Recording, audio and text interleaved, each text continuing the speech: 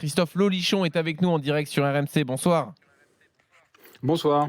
Alors, est-ce que Bonsoir, selon vous, Bonsoir, Christophe, on a un problème en France avec cet exercice, de façon générale? Je vous coupe, Oui. on vient déjà aussi de subir le football féminin à la Coupe du Monde. Ah bah oui, j'en ai parlé, bien sûr. Où il y avait eu changement de gardien aussi, Voilà. comme hier avec Marseille. Ouais, mais là Et encore, ça- le changement de gardien, Elle en a au moins arrêté. il est quand même intéressant parce que tu vois qu'elle est difficile à battre. Oui, et elle en arrête en plus. Voilà.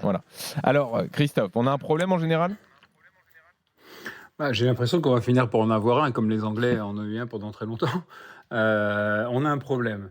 C'est difficile à dire parce que la question elle est un petit peu piège dans la mesure où je ne sais pas comment les séances de penalty, envisager la série de penalty finale est travaillée par les coachs français. Je n'en sais absolument rien, si ce n'est on a entendu malgré tout le mot loterie à plusieurs reprises, un mot qui me révolte dans ce cadre-là. Donc les pénaltys, c'est vrai qu'un vrai pénalty bien tiré est inarrêtable. Ça, c'est tout à fait clair. Il faut rester très humble devant ce type de situation. Mais on peut quand même travailler pour essayer de réduire un peu les incertitudes. Si ce n'est que de 5%, c'est toujours 5% de gagné. Oui. Alors, c'était d'ailleurs ma question suivante, c'est à quel point on peut travailler ces séances, parce que Marcelino a dit avant le match, entraîneur de l'OM, on n'a pas travaillé ça parce qu'on pense pouvoir se qualifier juste en 90 minutes. Non mais, bon, j'espère que la traduction de ce qu'il a dit a été bien faite. Travailler les pénaltys pour les tireurs, c'est compliqué. Oui. Parce qu'il faut recréer un cadre qui va être proche de celui d'une série de pénaltys en fin de match après prolongation avec la fatigue occasionnée, la pression, le public, etc. C'est très compliqué. Il y a des joueurs qui sont en capacité de le faire. J'ai le souvenir d'un Frank Lampard qui tirait chaque pénalty à l'entraînement, il le tirait comme s'il était en finale de Coupe du Monde. Mais c'est pas le cas de tout le monde. Un Drogba, il plaisantait pas trop. Moi, je vais plus vous parler des gardiens, Oui. forcément. Et les gardiens, on ne travaille pas les pénaltys sur un terrain.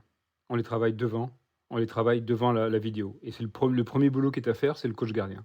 C'est le coach gardien qui va brûler ses yeux sur un ordinateur ou sur un grand écran pour essayer de détecter quelque chose. Alors, c'est toujours facile de parler de ça quand on a eu à un moment donné un peu de réussite dans le domaine. Mais je peux vous assurer que j'ai bossé, si vous m'interrogez, c'est qu'il y a des raisons.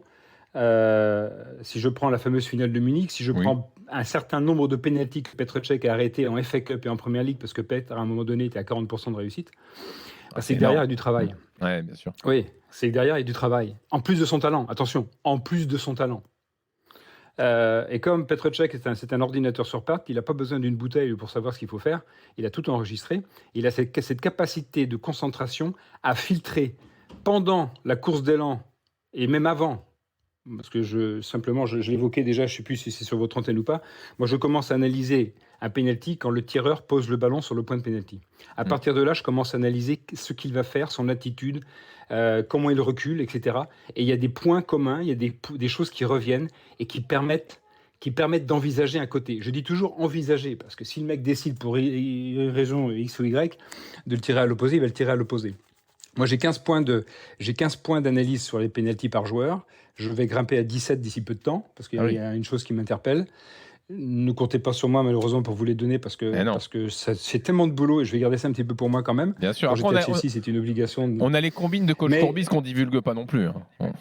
Mais bien sûr, mais sans doute que Roland, il a aussi, avec son œil averti et expérimenté, vu des choses, des comportements, etc. Il y a des statistiques qui vont vous donner l'équipe qui tire la première a plus de chances de se qualifier que l'autre, etc. Bon, ça, ce sont des stats qui vont venir compléter ce que vous avez fait en amont. Mais pour avoir préparé il y a eu un déclic chez moi. Je sais pas si c'est pas vraiment le cadre de l'émission, mais il y a eu un déclic. C'est quand on a perdu la finale. C'est quand on a perdu la finale de Ligue des Champions à Moscou contre Manchester United. Quand Nicolas Anelka a été tiré le dernier penalty, j'ai pensé dans ma tête, Nico, s'il te plaît, ne la mets pas à droite devant Van der Sar et à mi-hauteur. Mais en me disant ça, je me disais aussi que j'avais pas parlé à Nico. Ah oui. J'avais rien dit à Nicolas. Ça faisait 7 mois que j'étais à Chelsea. J'ai pas eu cette ambition de le faire. Et une fois qu'il a tiré à mi-hauteur sur la droite de Van der Sar, après l'arrêt de Van der Sar, je me suis dit, ça, plus jamais. Et j'ai commencé à bosser sur les pénaltys, sur la Première Ligue, sur la FA Cup. Et bien sûr, qui nous a fait arriver à un moment donné à la finale de Ligue des Champions en 2012, où là, j'avais 31 minutes de pénalty non-stop, depuis 2007 jusqu'à 2012, de tous les potentiels tireurs de Munich. Oui, mais alors, pardon, Christophe, avec ce que vous me dites là, ça veut dire aussi qu'il faut intervenir sur le tireur. C'est-à-dire que lui aussi, il faut le briefer un peu en disant, je ne sais pas si c'était ça que vous alliez Bien dire sûr. à Nicolas Anelka, mais attention, tu tires toujours au même endroit, sans doute que le gardien en face va le savoir. Après cette finale, sur les matchs de championnat, je regardais, enfin sur les matchs de championnat, de Ligue des Champions, de FA Cup, de League Cup, etc. Je regardais le gardien, s'il avait des routines. Oui. S'il avait des routines par rapport à un droitier, par rapport à un gaucher. Il y avait des choses, qui ressortaient, d'accord. Et après, moi, je suis pas là pour dire aux joueurs, il faut que tu la mettes à droite. J'ai vu quelque chose, je te suggère de. Oui, bien sûr. Bah, bien sûr. Alors, coach, Le gars, il est parce qu'il joue. comment tu gérais, toi, comment tu Mais préparais tes équipes aux séances de disons tir au que but? déjà, moi, je pense que Christophe allait certainement le rajouter, c'est que avant de parler si on va tirer à droite, à gauche, comment on va le tirer, etc., essayons de réfléchir qui va tirer. Parce que les matchs ne Bah, bien sont sûr. pas les mêmes. Quand on me parle Oui, déjà de- Guendouzi hier, pour quand revenir à l'exemple par d'hier, exemple, fallait venir là. Ouais. quand on me parle que la veille, on n'a pas travaillé les pénaltys, les pénaltys, si tu appelles ça travailler, tu peux mettre un pantin dans les buts, tu vois, même pas un gardien. Avant d'aller prendre la douche à la fin de l'entraînement, si tu as par exemple l'habitude de le tirer à droite ou l'habitude de le tirer en force, coup de pied, eh ben, tu te fais un petit exercice et ça ne veut pas dire pour autant que le lendemain, tu vas le marquer ou que tu vas le rater. Donc déjà, le choix des joueurs et l'ordre des joueurs. Eh bien, là, si tu veux, j'avais certaines petites choses que j'avais pu réfléchir ou récupérer à droite, à gauche. Et c'est vrai que s'il y a une série de pénaltys, j'ai 2-3 petites astuces, pour ne pas dire 4 ou 5, qui ne vont pas te faire gagner à tout prix, mais qui vont augmenter les chances que tu gagnes. Déjà, le choix des joueurs, savoir si on démarre ou si on termine avec un droitier ou avec un gaucher. Je peux pas. Ah oui, ça je connais, tu m'as déjà raconté. Je peux pas en dire plus. Et quand je vois que celui qui tire hier, c'est celui qui vient de subir psychologiquement une droite au menton. Ouais. Et en plus de ça, tu peux pas le rater, même si tu es entraîneur nouveau avec sa coiffure Guendouzi. Tu peux pas dire à ce joueur-là que tu viens de voir obtenir peut-être un penalty qui ne lui a pas été sifflé, faire un penalty de la main et aller tirer un penalty en premier pour justement, on sait très bien que le premier va donner confiance et va peut-être enlever la confiance de l'adversaire. Ça, pour moi, c'est une erreur. C'est pas facile. C'est facile de le dire après, mais je ne le dis pas après. Dès que j'ai vu Guendouzi, avant même de savoir qu'il va le rater, j'ai dit, bah, si c'est obligé qu'il tire, ok, mais ne le faisons pas tirer en premier. Tu vois pas qu'il rate. Et ça, là-dessus, sur la composition des tireurs, Christophe, à quel point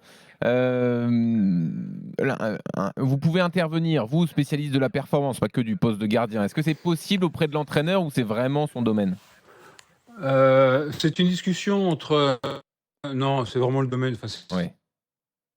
Ah, on vous perd un peu, Christophe. Mais en tout cas, j'avais cru comprendre que c'était vraiment le domaine de l'entraîneur, là, de choisir ces 5 tireurs. Autre chose aussi, quand par exemple ton gardien titulaire te demande de ne pas participer au tir au but parce qu'il est nul, ça fait partie de l'honnêteté, d'accord.